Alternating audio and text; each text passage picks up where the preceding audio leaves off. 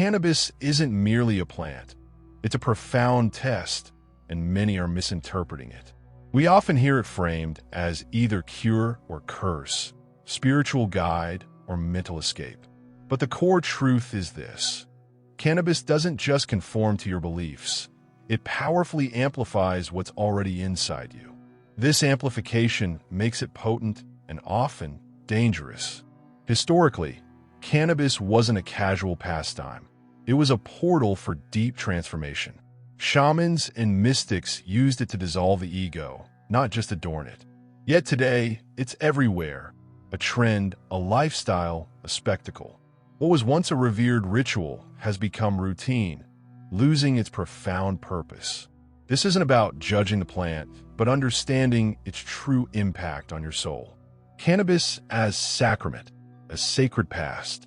Long before mass production, cannabis was a carefully handled key, opening specific doors. Ancient civilizations saw it as a sacred tool, aligned with spiritual rhythms, used only in ritual, prayer, and solitude. In India, it was offered to Shiva, the god of destruction, consumed by devotees to die to their ego. Daoist alchemy blended cannabis to refine energy, cultivate inner silence, and spark visionary dreams. It wasn't about numbing senses, but awakening subtle perception. Sufi mystics used hashish for divine dissolution. The Rumi warned against intoxication mimicking awakening. The plant was revered only when it led to ego annihilation, held like a sword, with respect, lest it cut the hand holding it. Among Rastafari, ganja is the herb of wisdom, prayed over in reasoning sessions. Words and smoke rise together in a communal search for truth. It's a tool for communion, not escape, never separate from liturgy. In these sacred circles, cannabis helps remember the divine within, not forget the world. Yet today, we've turned sacrament into souvenir, accessible with no preparation, just synthetic calm and mindless scrolling. The dangerous illusion, revealing the shadow. Many report anxiety or paranoia when smoking cannabis, often blaming the strain or dosage. But what if the plant is simply doing what it was always meant to, stripping away noise and revealing what lies beneath? Carl Jung called this the shadow, the buried, uncomfortable aspects of your psyche. It's the unprocessed grief, the swallowed anger, the truths you couldn't face. Cannabis doesn't create these, it reveals them, like an amplifier making existing music louder. For many, that music is unresolved pain. This uncomfortable truth rarely sells, but serious spiritual practitioners know awakening begins in discomfort, not visions. Cannabis, when used consciously, can be a powerful tool for this confrontation, if you're ready to see yourself without the mask. In mystical psychology, this moment of exposure is sacred, an invitation. That creeping anxiety or rising paranoia isn't a malfunction, it's feedback. Your filters are breaking down, the ego's fortress breached. Modern culture, however, doesn't equip us for this. You're often alone, dissolving, which can feel like a nightmare. Not because the plan is wrong, but because the encounter is profoundly real. Spiritual inflation, the seduction of sensation. One of spirituality's greatest traps is confusing sensation with truth, a temptation cannabis frequently offers. You smoke, feel open, thoughts deepen, music enriches, and insights flood your mind. It all feels deeply meaningful, even mystical. But the crucial question is, does any of it truly transform you? The high itself can be seductive, mimicking transcendence and peace. But imitation is not integration. Feeling expanded doesn't equal becoming whole. Cannabis can create the appearance of spiritual clarity without building a foundational reality.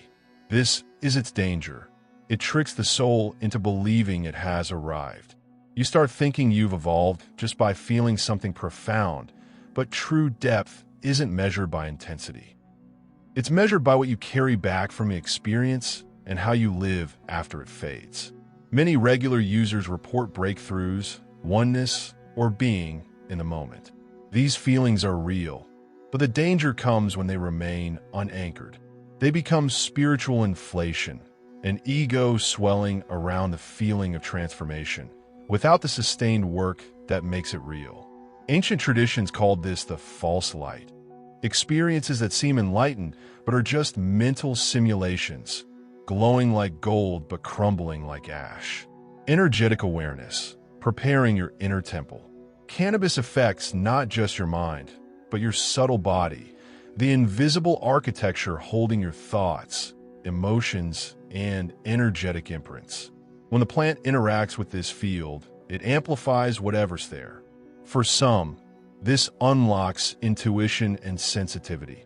For others, it unearths chaos from uncleared energy. Think of your subtle body as a musical instrument. When in tune, cannabis can draw out resonance and harmony. But if it's dusty or misaligned, the plant amplifies only noise. This noise often gets confused with wisdom. You feel more, but you're not necessarily seeing more. Energetic hygiene, fasting, breath work, silence are crucial clearing rituals. They stabilize your field, ensuring that when you open the door with cannabis, you're not stepping into a room full of unresolved debris. In energy healing, cannabis can create a surge in sensitivity, making you porous if ungrounded. This can lead to chaotic sessions or ungrounded kundalini experiences. Amazonian shamans believe every plant opens and tests. If you're not clean mentally, emotionally, or spiritually, the plant's communication gets scrambled by your own residue. You get confusion disguised as insight, feeling drained and raw because you entered unprepared. The power of container, ritual, and community. Cannabis was rarely used in isolation across cultures. Its spiritual application was almost always collective. Those who understood the plant knew that without a proper container, its power becomes unpredictable and insight can distort. The plant might open you, but the circle holds you. In Rastafari reasoning sessions, cannabis is passed with reverence, accompanied by scripture and chanting, a communal ascent, not a personal escape. Indigenous traditions emphasize group, ritual, and intention when using perception-altering substances. The experience belongs to the container, the song, the prayer, the elders, the unseen spirits. You don't journey alone. The circle supports you. This starkly contrasts with the modern experience. A joint and a phone. No grounding, no preparation, just solitary dissociation. When cracked open without support, insight fragments. You might believe you've tapped into something profound, but without witnesses or mirrors, there's no calibration. It becomes a private religion of disconnected realizations, mistaking loneliness for enlightenment. But within a true circle, your insight is heard and seen, part of a larger truth. The circle prevents illusion from becoming doctrine, helping you discern signal from static, discernment and integration beyond the high. At some point, the thrill of the cannabis experience loses its meaning. Visions become repetitive. Insights echo familiar tunes. This is when the deeper path begins, not with more intensity, but with profound honesty. The true work isn't what you see when high, but what you do when sober. Discernment becomes the new high. Not stimulation, but clarity. Not euphoria, but alignment. Cannabis can open doors. That's unquestionable. But simply opening doors is easy. Walking through them with intention, integrating what you find with humility, that's what most avoid. It's easier to chase the feeling of awakening than to actually awaken. Easier to feel deep than to live deep. But feeling something doesn't make it true, and seeing something doesn't make it real. Discernment, the inner blade that cuts through deception, is what separates illusion from insight. It's the spiritual maturity to question your most profound experiences. Is this truth, or just what I wanted to hear? Cannabis will give you both. If you're ungrounded, You might build entire belief systems from metaphors. This is where spiritual inflation starts. The ego rebrands itself as awakened, speaking in mystic terms without living them, becoming the light. There comes a point when every tool must be laid down, every shortcut surrendered, every high examined. Cannabis isn't the ultimate answer. At its best, it's a teacher. At its worst, a distraction dressed as depth. If you're truly listening, you'll know when it's time to stop chasing the smoke and start building the fire within yourself. The greatest lesson cannabis can impart is that you never truly needed it. Its power was always meant to reflect something dormant inside you. Your own clarity, stillness, and insight. The plant simply peeled back what you'd forgotten how to feel. But remembering isn't the same as becoming. The journey doesn't end with what you saw. It begins with what you do now. Ancient traditions respected the plant as a doorway, never a crutch. The ceremony ended, and true integration began. You take what you saw and turn it into action, presence, and humility.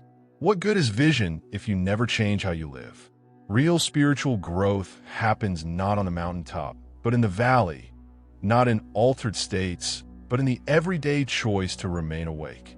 Integration isn't glamorous. It's discipline, follow through. It's knowing when to close the door to ceremony and open the door to life, walking through it with grace. You were never meant to be dependent on the teacher. You were meant to graduate. You're not here to merely orbit meaning. You're here to make it real. Ground the fragments of truth into how you speak, listen, and show up. That's where the plant becomes legacy, not just a substance you used, but a spirit that shaped you. The sacred doesn't need cannabis. It's already within you. Are you willing to live like it?